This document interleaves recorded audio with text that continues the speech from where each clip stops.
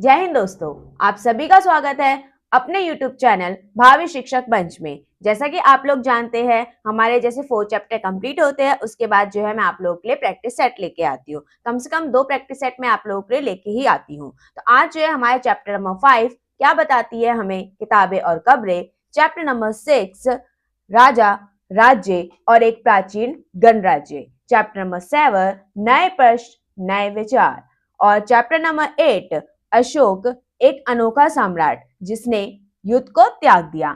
इन चारों चैप्टर के जो है आप लोगों के लिए मैं एमसीक्यू लेके आई हूँ, जो कि सारे एग्जाम्स के लिए काफी ज्यादा इंपॉर्टेंट है, चाहे वो आपका टीचिंग एग्जाम हो या आपका नॉन टीचिंग एग्जाम हो। जैसे कि आप लोग जानते हैं बीपीएससी टीआरई 4.0 जो कि जल्द ही आने वाला है, जो कि हमारे सितंबर में एग्जाम होगा। DSSB, CTET, HTET, super TET, SSC, PCS, other competitive exam सबके लिए जो है काफी ज्यादा आपके लिए हेल्पफुल रहेगी, क्योंकि एनसीईआरटी के जो क्वेश्चंस होते हैं वो आपके हमेशा आते ही है। हर एक एग्जाम में आपका एनसीईआरटी से ही क्वेश्चंस बनते हैं, तो मैं वो आप लोगों के लिए काफी इंपॉर्टेंट क्वेश्चंस लेके आई हूँ, जो कि आपका प्रैक्टिस सेट है। तो चलिए दोस्तों, बिना किसी देरी के हम स्टार्ट करते हैं अपनी क्लास को।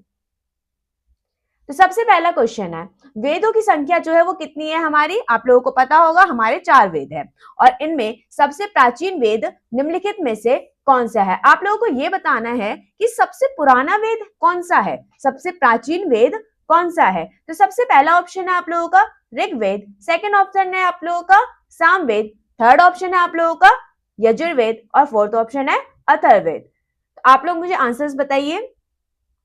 आप लोगों को पता है सबसे प्राचीन वेद, मैंने आप लोगों को बताया हुआ है, सबसे प्राचीन वेद है आप लोगों का ऋग्वेद, यानी कि क्वेश्चन नंबर 1 का जो है आपका ए आंसर है। नेक्स्ट क्वेश्चन पे आते हैं, क्वेश्चन नंबर 2। बुद्ध और जैन के युग में ही कुछ अन्य विद्वान भी खोज कर रहे थे। जब बुद्ध और जैन ने जो है खोजें की थी, जो उन्होंने ज्ञान की प्राप्ति की थी, तो उसी समय ना और भी बहुत सारे विद्वान थे जो क्या कर रहे थे, खोज कर रहे थे। उन्हें प्रसिद्ध विद्वानों में से उनमें से जो एक प्रसिद्ध विद्वान थे, कौन थे? पाणिनि। पाणिनि ने क्या लिखी थी, कौन सी पुस्तक लिखी थी? मैंने आप लोगों को बताया है अष्टाध्यायी। आप लोगों को याद होगा, मैंने इमेज लगा के आप लोगों को बताया हुआ था। पाणिनि की मैंने इमेज लगाई थी, उसके बाद जो है अष्टाध्यायी बुक की जो है वो भी मैंने इमेज लगाई हुई थी। ने एक महत्वपूर्ण रचना की, पाणिनि ने जो है एक बहुत ज्यादा महत्वपूर्ण रचना की, जो कि आपकी कौन सी बुक है? अष्टाध्यायी, जो कि किस भाषा में है? संस्कृत भाषा में है। ये रचना किससे संबंधित है? क्या वो ज्योग्राफी से संबंधित है? क्या वो भूगोल से संबंधित है? क्या वो खगोल से संबंधित है? क्या वो आयुर्वेद से संबंधित है? या फिर वो व्याकरण से संबंधित है? आप लोगों को बताना है कि पाणिनि की जो अष्टाध्यायी पुस्तक है वो किससे संबंधित है। पहली बात तो ये कौन सी भाषा में? संस्कृत भाषा में। कौन सी? संस्कृत भाषा में आप लोगों को देखने को मिलती है। तो ये जो है व्याकरण से संबंधित है, संस्कृत की जो व्याकरण ना उससे संबंधित है आपकी अष्टाध्यायी। अष्टाध्यायी किसने लिखी है? पाणिनि ने। तो आपका जो है क्वेश्चन नंबर 2 का जो आंसर होगा वो हो जाएगा D option. Next question, question number 3, जातक कथाओं का संकलन निम्नलिखित में से किसके द्वारा किया गया? जो जातक कथाएं होती थी उनका संकलन किसने किया? क्या वो जैन अनुयायियों ने किया, या फिर बौद्ध अनुयायियों ने, या विदेशी यात्रियों द्वारा, या फिर दरबारी कवियों द्वारा? ये कवि है, ठीक है, कवियों द्वारा। तो आप लोगों को बताना है कि जो जातक कथाएं हैं उसका संकलन किसने किया है? जैन ने किया है, बौद्ध अनुयायियों ने किया है, या विदेशी यात्रियों ने किया है, या फिर दरबारी कवियों ने द्वारा किया गया है? आप लोगों को बताना है। इसका आंसर है बौद्ध अनुयायियों द्वारा। किसने किया है? बौद्ध अनुयायी द्वारा, यानी कि ऑप्शन नंबर बी जो है आपका क्वेश्चन नंबर 3 का सही आंसर है। नेक्स्ट क्वेश्चन, क्वेश्चन नंबर 4 पे हम लोग आते हैं। तो हमारा क्वेश्चन नंबर 4 क्या कह रहा है? निम्नलिखित में से कौन सा कथन, निम्नलिखित में से कौन सा कथन बौद्ध संघ के संदर्भ में सही नहीं है? आप लोगों को क्वेश्चन जो है थोड़ा ध्यान से पढ़ना है गाइस। यहाँ पूछा गया है नेगेटिव, यानी कि आपसे पूछा गया क्या कौन सा जो ऐसा क्वेश्चन जो गलत है, ऑप्शन है जो गलत है, किससे रिलेटेड? बौद्ध संघ से रिलेटेड। तो ऑप्शन नंबर ए जो है, संघ के पुरुषों और स्त्रियों के रहने के लिए अलग अलग व्यवस्था थी। ये बात तो ठीक है कि जो संघ था उसमें जो स्त्रियां जो है वो अलग रहती थी, पुरुष जो है जो मेल है वो क्या है अलग अलग रहते थे, उनके रहने की व्यवस्था जो थी संघ में अलग अलग थी। सेकंड ऑप्शन है आप लोगों का, सभी व्यक्ति संघ में प्रवेश ले सकते थे। बिल्कुल सही बात है, इसमें कोई भेदभाव नहीं था कि ऊंची जाति का है तो वही प्रवेश लेगा, नीची जाति का है तो वो क्या है प्रवेश नहीं लेगा, अमीर ही लेगा गरीब नहीं लेगा, ऐसा कुछ भी नहीं था गाइस। जो संघ था ना, बौद्ध संघ जो था उसमें आप किसी भी जाति के हो, आप किसी भी जेंडर के हो, आप संघ में प्रवेश ले सकते हैं। चाहे आप किसी भी सोसाइटी से आते हो, चाहे वो आप अमीर घर से आते हो, गरीब घर से आते हो, किसी भी घर से आ रहे हो आप, उससे कोई मतलब नहीं है, आपको संघ में प्रवेश मिल जाएगा। लेकिन उनके कुछ नियम थे वो फॉलो करने होते थे, जैसे कि संघ में जो प्रवेश लेने के लिए बच्चों को क्या करना था, अपने माता पिता से अनुमति लेनी होती थी। जो बच्चे हैं उन्हें पहले अपने मम्मी पापा से जो अनुमति लेनी है, क्या मैं संघ में जा सकता हूँ या नहीं जा सकता। तो ये बात भी आपकी करेक्ट है। विवाहित स्त्रियों को संघ में प्रवेश के लिए अपने माता पिता से अनुमति की आवश्यकता होती थी। क्या ये बात आपको सही लग रही है? जो विवाहित है मतलब जो शादीशुदा लड़कियां हैं, उनको क्या अपने मम्मी पापा से जाके अनुमति लेनी होती है? अभी भी आप देखेंगे कहीं घूमने के लिए जाना है, वो अपने ससुराल में है तो वो किनसे अनुमति लेगी? वो जो है अपने सास ससुर से अनुमति लेगी या अपने पति से अनुमति लेगी। मेनली पति ही होते हैं, पति से अनुमति लेनी होती है। किसको? जो विवाहित जो शादीशुदा स्त्रियां हैं उसको। पहले के जमाने के हिसाब से बता रही हूँ मैं, आज के जमाने के हिसाब से नहीं। तो विवाहित स्त्रियों को जो है पहले भी जो है संघ में प्रवेश लेने के लिए क्या करना पड़ता था, अपने पति जो होते हैं उनसे अनुमति लेनी होती थी। हालांकि पतियों को कोई अनुमति नहीं लेनी अपनी वाइफ से, ऐसा कुछ नहीं था। तो ये वाला ऑप्शन जो है आपका रॉन्ग हो जाएगा। यानी कि आपका करेक्ट आंसर कौन सा है? करेक्ट आंसर यहाँ पे तो गलत ही पूछा गया था। आपका आंसर जो है ऑप्शन नंबर डी हो जाएगा, क्वेश्चन नंबर 4 का। नेक्स्ट क्वेश्चन, क्वेश्चन नंबर, इसमें जो है आपको क्या करना है, मैच करना है।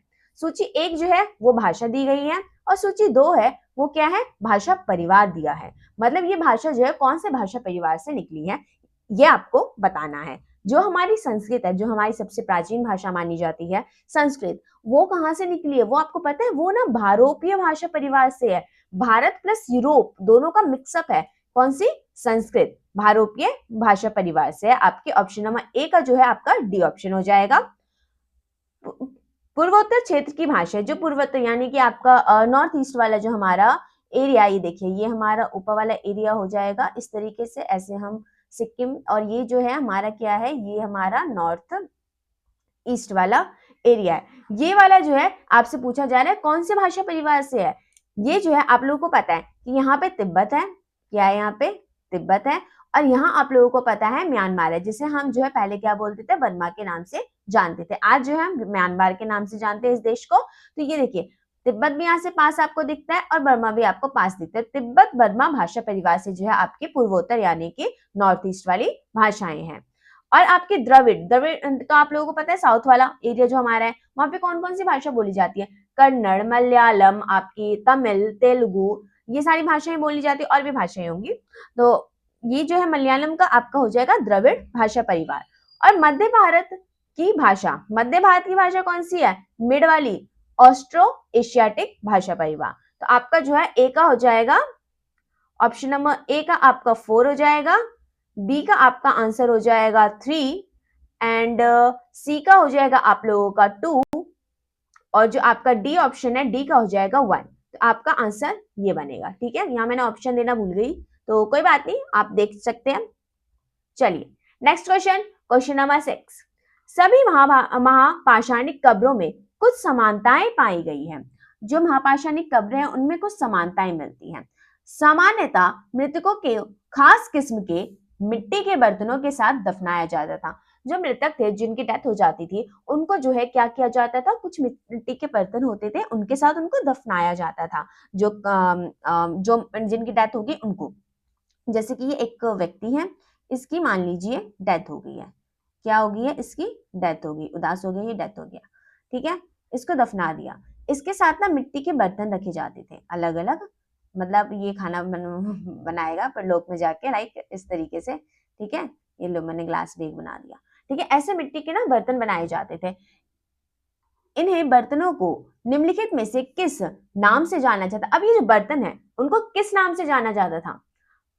काले लाल मिट्टी के बर्तन, हरे नीले मिट्टी के बर्तन, सुनहरे मिट्टी के बर्तन, या भूरे चित्रित मिट्टी के बर्तन। तो इसका आंसर तो बहुत ज्यादा इजी है। ये देखिए आपको मेरा पेन का कलर कैसा दिख रहा है, कौन सा कलर है? रेड। और ये जो पीपीटी मैंने बनाई हुई है इसमें मैंने कौन सा टाइपिंग जो है उसमें कौन सा कलर यूज किया गया है? ब्लैक। आपका आंसर हो जाएगा रेड एंड ब्लैक। काले लाल मिट्टी के बर्तन, यानी कि ऑप्शन नंबर ए आपका करेक्ट आंसर है। Next question, question number 7, Buddha को ज्ञान कहाँ प्राप्त हुआ? ये तो बहुत ही इजी क्वेश्चन है, सबको आना चाहिए कि जो गौतम बुद्ध थे, जिनका जो बचपन का नाम था सिद्धार्थ था, क्या नाम था? गौतम बुद्ध। गौतम बुद्ध, बुद्ध तो ये बाद में कहलाए ना जब इनको ज्ञान की प्राप्ति हो गई। बचपन का नाम इनका क्या था? सिद्धार्थ। सिद्धार्थ मल्होत्रा नहीं है, सिद्धार्थ है सिर्फ, ठीक है। क्या नाम है इनका? सिद्धार्थ। तो ये जो है इनको जो है सिद्धार्थ को यानी कि गौतम बुद्ध को जो है ज्ञान की प्राप्ति कहाँ पे हुई थी? आप लोगों को पता होगा पीपल वृक्ष के नीचे हुई थी। और ये पीपल वृक्ष कहाँ पे था? बोध गया। पहले इसको गया नाम से जाना जाता था, बाद में जो है इसे बोध गया नाम दे दिया गया। क्यों? गौतम बुद्ध की वजह से ही, मतलब उनके नाम वहां पे उन्हें ज्ञान की प्राप्ति हुई थी, इस वजह से जो है बिहार की जो गवर्नमेंट थी उन्होंने जो है गया को बोध गया नाम दे दिया। तो आपका जो है आंसर नंबर ए जो है करेक्ट आंसर हो जाएगा। बोध गया कहाँ पे आप लोगों को पता होगा? आज के बिहार वाले क्षेत्र में है। नेक्स्ट क्वेश्चन, क्वेश्चन नंबर 8, चरक ने मनुष्य के शरीर में कितनी हड्डियां बताई थी? चरक जो था वो कौन था? पहली बात, ये एक वैद्य था, यानी कि जो डॉक्टर होते हैं जो औषधि वगैरह बनाते थे उस टाइम पे। आज के तो डॉक्टर ही आप मान लीजिए, आज के हिसाब से तो हम डॉक्टर ही बोलेंगे चरक को ना। तो इन्होंने जो है शरीर में कितनी हड्डियां बताई थी? इन्होंने, आज आप लोगों को पता होगा 206 हड्डियां हैं, इन्होंने 206 से ना बहुत ही ज्यादा बताई थी।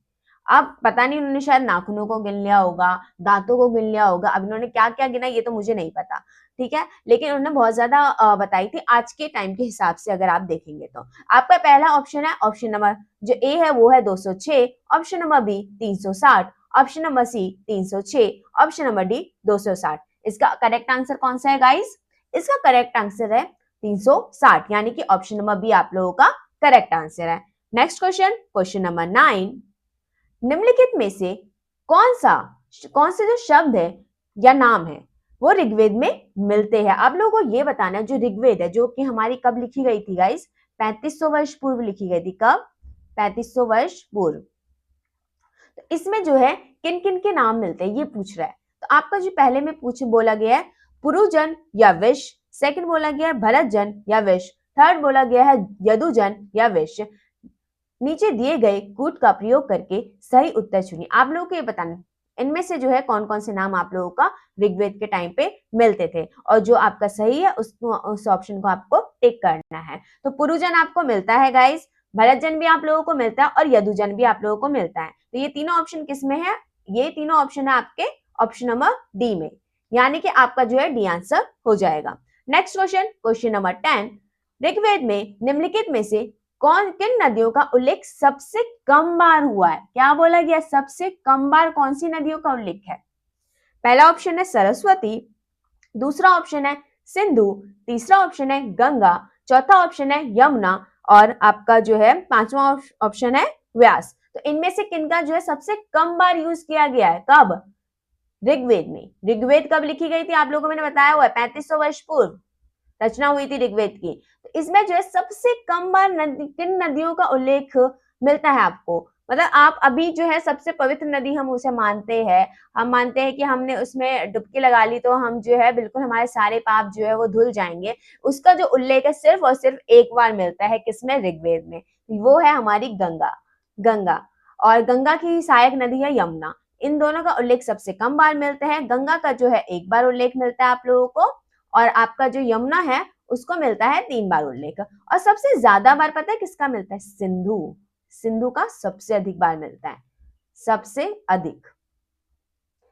सबसे ज्यादा बार आप लोगों को उल्लेख मिलता है सिंधु का, और सबसे कम बार गंगा और यमुना का। यानी कि आपका ऑप्शन नंबर 3 और 4 जो है वो करेक्ट होगा, यानी कि ऑप्शन नंबर सी जो है आपका करेक्ट आंसर है क्वेश्चन नंबर 10 का। नेक्स्ट क्वेश्चन पे आते हैं हम, क्वेश्चन नंबर 11, निम्नलिखित में से कौन से नगर मगध की राजधानी कभी नहीं रहे? आप लोगों को यह बताना है कि जो मगध क्षेत्र था उसकी राजधानी, उसका कैपिटल जो है कौन से क्षेत्र कभी भी नहीं रहे? सबसे पहला ऑप्शन है आपका राजगृह, सेकंड ऑप्शन है पाटलिपुत्रा, थर्ड ऑप्शन है श्रावस्ती। तो आप लोगों को इसका आंसर बताना है। आप लोगों को पता है मगध कहाँ पे है? गंगा और सोन नदी के जो है किनारे आपको, जैसे आपका बिहार मिलता है। आपको एक मिनट मैं आपको ना मैप के थ्रू एक बार बता देती हूँ, एक्सप्लेन कर देती हूँ गाइस, ताकि आपको इजीली चीजें समझ में आ जाए। ये देखिए, थोड़ा मैप उतना अच्छा नहीं बन पाया।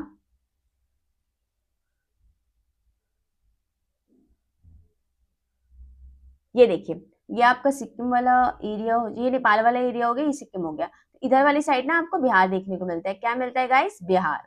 नीचे से जो है हमारी सोन नदी आती है, ऊपर से जो है हमारी क्या आती है? गंगा आती है। तो इस वाले क्षेत्र में जो है क्या है? ये है मगध। तो मगध की राजधानी कौन जो है वो कभी भी नहीं रहा। तो पहली बात तो ये श्रावस्ती जो है ये बिहार में ही नहीं है गाइस, ये यूपी में पड़ता है आप लोगों का। पाटलिपुत्रा, आज आप पटना को आप पटना नाम जानते होंगे, जो बिहार का कैपिटल है पटना, अच्छा शहर है। और ये जो है इसी को जो है पाटलिपुत्र बोला जाता था उस टाइम पे। और राजगिरी जो है ये भी राजधानी रही है, पाटलिपुत्र और राजगिरी रही है। सबसे पहली राजधानी पता है आपको मगध की कौन सी थी? राजगिरी ही थी, उसके बाद पाटलिपुत्र बनाई गई थी, उदयन ने बनाई थी पाटलिपुत्रा।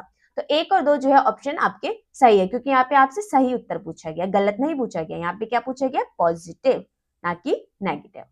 तो आपका पॉजिटिव आंसर है 1 और 2, यानी कि ऑप्शन नंबर बी आपका करेक्ट आंसर है। नेक्स्ट क्वेश्चन, क्वेश्चन नंबर 12, निम्नलिखित में से कौन से चिन्ह जमीन के भीतर की महापाषाणिक कब्रों को दर्शाती है? मतलब कौन से ऐसे चिन्ह है, कौन से ऐसे साइन है कि जो हमें क्या बताती है? महापाषाणिक कब्रें जो है वो दर्शाती है। ठीक है, तो आप जमीन के अंदर वाली। अब पहला ऑप्शन है गोलाकार सजाए हुए पत्थर, सेकंड ऑप्शन है अकेला खड़ा पत्थर, थर्ड ऑप्शन है पत्थरों के बड़े चबूतरे। तो कौन कौन से आपको महापाषाण में मिले थे? आपको ना इस तरीके से गोलाकार वाले भी मिले थे, ऐसे बड़े बड़े पत्थर थे गोलाकार टाइप के, बीच में कब्र होती थी, मतलब नीचे की तरफ, ये आपको मिला है, यानी कि ऑप्शन 1 आपका सही है। एक बड़ा अकेला पत्थर भी आप लोगों को मिला है, और ये भी आपका करेक्ट है। ये आपका रॉन्ग है, पत्थरों के बड़े चबूतरे ऐसा कुछ भी आपको देखने को नहीं मिलता है। मैंने ना ये आपको बहुत ज्यादा अच्छे से कॉन्सेप्ट समझाए हुए सारे चैप्टर्स में, तो आप जो है मेरे यूट्यूब चैनल पे जो है जाके देख सकते हैं, भावी शिक्षक मंच पे। आपको अच्छे से जो है कॉन्सेप्ट अच्छे से समझ आ जाएंगे। उसके बाद क्वेश्चन जो है आपके बिल्कुल ही आसानी से सॉल्व होती जाएंगे। तो आपका जो है ऑप्शन नंबर 1 एंड 2 जो है वो करेक्ट है, यानी कि ऑप्शन नंबर बी जो है आपका करेक्ट आंसर है। आते हैं next question, question number 13, Magadh के संदर्भ में निम्नलिखित कथनों पर विचार कीजिए। मगध जो है बहुत ही ज्यादा विशाल, बहुत ही ज्यादा अच्छा जो है वो माना गया था। यहाँ के राजा भी जो थे वो काफी ज्यादा शक्तिशाली थे। जैसे कि आप लोगों ने चंद्रगुप्त मौर्य का नाम सुना होगा, आपने घनानंद का नाम सुना होगा, आपने अशोका का नाम तो 100% सुना ही होगा। अशोका का नाम सब सुनते हैं, क्यों? क्योंकि आप लोगों को पता है हमारे अशोक स्तंभ जो है वो आप लोगों को हमारा किस में मिल जाता है? आपको नोट में देखने को मिल जाता है। वो जो 4 शेर आपको लोगों को देखने को मिलते हैं, है ना, आपने देखे होंगे। और आप जो है अशोका का कलिंग युद्ध आप लोगों को काफी फेमस है, वो आप लोगों को पता होगा। एक सीरियल भी आता था गाइस, कब कहाँ पे? कलर्स पे ना एक सीरियल आता था अशोका नाम से, चक्रवर्ती अशोक सम्राट नाम से सीरियल था। काफी अच्छा सीरियल था, मैंने खुद ने देखा है वो सीरियल। काफी टाइम पहले आया था, छोटी थी मैं तब तब आया हुआ था, स्कूल टाइम पे शायद आया था मेरे, ध्यान नहीं मुझे, बट मैंने वो सीरियल देखा है। बहुत अच्छा सीरियल है वो, अशोका के ऊपर ही है, कैसे उसने जो है कलिंग युद्ध लड़ा और उसके बाद जो है युद्ध को त्याग दिया एक तरीके से। तो वो सब बताया था उसमें, बहुत ही अच्छा सीरियल था। तो आप लोग जो है थोड़ा मूवी वगैरह भी देखिए, सीरियल सर भी देखिए, ताकि जो है आपको आप जो है अपने हिस्ट्री को जान पाए, अपने इतिहास को जान पाए, और अपनी ज्योग्राफी वगैरह को भी आप जान सकते हैं। तो थोड़ा देखिएगा। चलिए हम करते हैं, मगध के संदर्भ में निम्नलिखित कथनों पर विचार कीजिए। पहला, गंगा और सोन नदियां मगध से होकर गुजरती, ये तो मैंने आपको बताया, पीछे ही बताया। मगध का एक हिस्सा जंगलों से भरा था। थर्ड है आपका, इस क्षेत्र में लोह अयस्क की खदानें थी। आपको जो है यहाँ पे सही उत्तर बताने हैं, यानी कि पॉजिटिव आप लोगों को बताना है। तो ये बात बिल्कुल ठीक है, जो मगध वाला एरिया था वहां, वो जो वहां से जो है ना 2 नदियां गुजरती थी, गंगा और सोन नदी। ऑप्शन नंबर 1 आपका करेक्ट है। और मगध का एक हिस्सा जो है जंगलों से भरा था, बिल्कुल सही बात है। यहाँ पे बहुत मतलब हाथी वगैरह यहाँ पे थे। लो एस्क भी जो है वहां यहाँ पे जो है खदानें थी, यानी कि ऑप्शन नंबर 1 2 3 जो है तीनों के तीनों ही करेक्ट है आपके, यानी कि ऑप्शन नंबर डी जो है आपका करेक्ट आंसर होगा। कौन सा option guys? Option number D आपका करेक्ट आंसर है। आते हैं नेक्स्ट क्वेश्चन, क्वेश्चन नंबर 14। ये तो आप लोगों को आसानी से आता होगा, मैंने 2-3 बार शायद क्वेश्चंस में ही बता दिया है पहले स्टार्टिंग में। ऋग्वेद की रचना कितने वर्ष पूर्व हुई? आप लोगों को ये बताना है जो ऋग्वेद है उसकी रचना कितने वर्ष पूर्व हुई। ऑप्शन नंबर 1 जो है लगभग 3000 वर्ष, लगभग 3500 वर्ष, लगभग 2500 वर्ष, लगभग 4000 वर्ष। इसका आंसर गाइस क्या है? इसका आंसर जो है आपका है 3500 वर्ष, लगभग 3500 वर्ष, यानी कि ऑप्शन नंबर बी आपका करेक्ट आंसर है। आते हैं क्वेश्चन नंबर 15। चरक के बारे में आपको बताया मैंने, कौन थे? डॉक्टर, जिन्होंने कितने बोन्स बताए थे, कितनी हड्डियां बताई थी मानव के शरीर में? आप लोगों को याद होगा 360 हड्डियां बताई थी, जो कि आज के टाइम के हिसाब से बहुत ही ज्यादा है। चरक संहिता निम्नलिखित में से किससे संबंधित है? आप लोगों को ये बताना है चरक संहिता जो है वो किससे संबंधित है। आप ये मुझे बताइए, चरक जो थे क्या वो खगोल शास्त्री थे जो खगोल से रिलेटेड बनाएंगे? जी नहीं।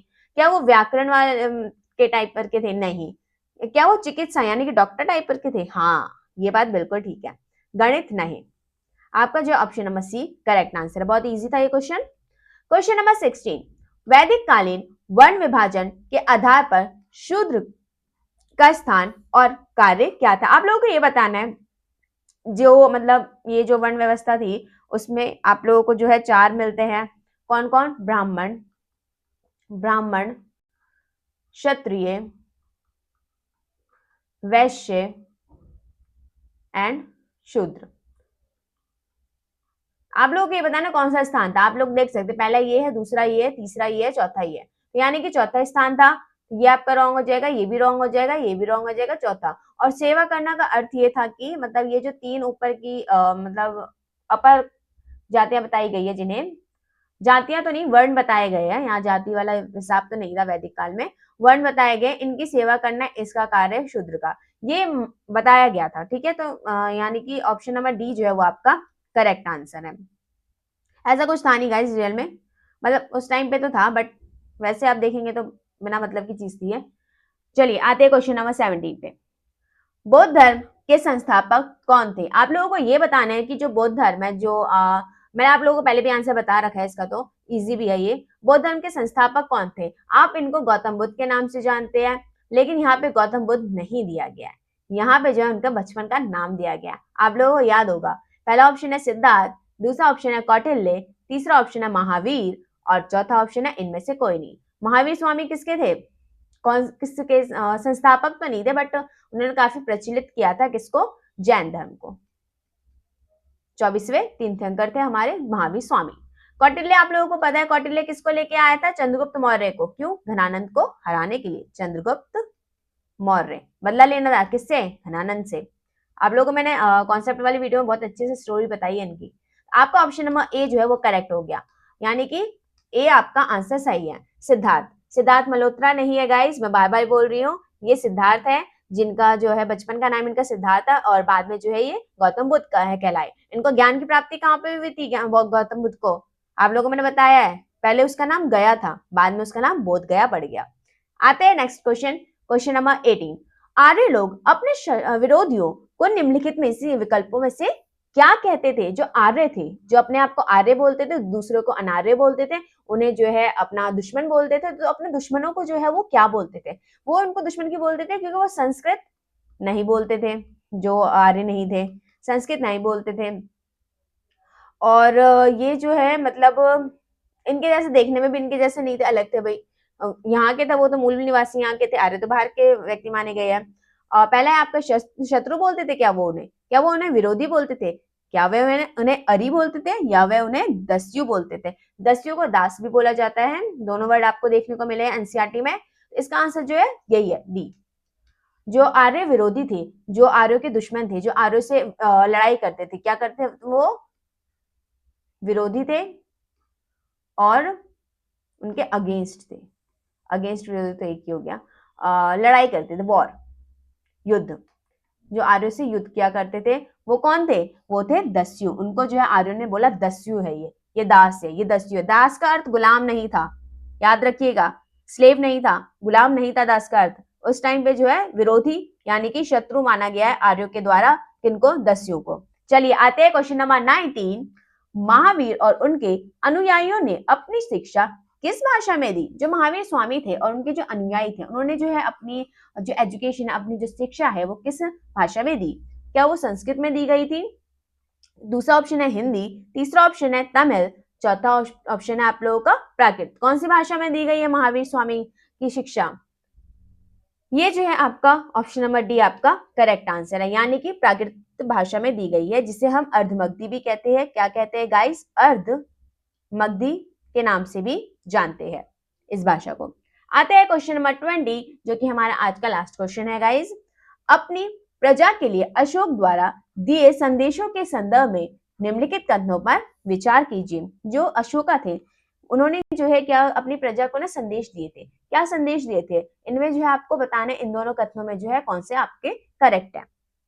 क्या बताना है? पॉजिटिव आप लोगों को बताना है गाइस। यहाँ पे विभिन्न अवसरों पर किए जाने वाले अनुष्ठान और कर्मकांड किसी काम के नहीं है। क्या अशोक ने ये बात कही थी? जो मतलब अलग अलग अवसरों पे, यानी कि जैसे किसी का जन्मदिन हो गया, या किसी की मृत्यु हो गई, या फिर शादी विवाह हो गया, और भी जो चीजें फंक्शंस वगैरह होते हैं तो वो हो गए, तो क्या उन अवसरों पे अनुष्ठान कर्मकांड करने की आवश्यकता है, पार्टी वगैरह करने की आवश्यकता है?